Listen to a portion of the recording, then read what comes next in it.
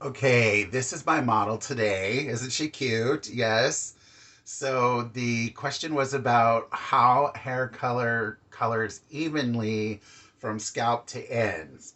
And so the number one thing you have to think about on hair is application. And when you're applying it at home, sometimes it's really hard to get it even from scalp to ends. And so that's really important. You got to take small sections, make sure the hair is saturated. But one thing people don't know about or think about when they're not in the salon is hair porosity, the damage that the hair has on it, or how old this hair is down here, or how many color services this hair has had on it. So, hair closer to the scalp is newer and in better shape. And as you go down it, it's older and in worse shape. So, if I put a color from scalp to ends on somebody's hair, I'm going to have a color here and a color here. Sometimes, because of the porosity, the cuticle layer is wide open. This will absorb color really fast and then it will fade really fast.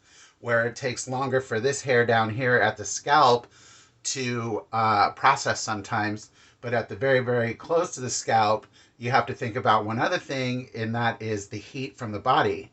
So I see some people put like a red color on their hair, and the roots are hot. This is one color, and this is another color, and it's because of porosity. So what we need to do when you're coloring your hair is pay attention to all of that and apply with small sections. And the best way to make sure the ends color evenly sometimes is to wait till last of the timing, maybe 10 minutes of the timing, or to wet them down a little bit and even that out, and then wash the color through it and let it sit on there for 5 to 10 minutes and then rinse it all out. But never take hair color and just put it from scalp to ends and let it sit there the whole time, because porosity is what's going to keep it from being even.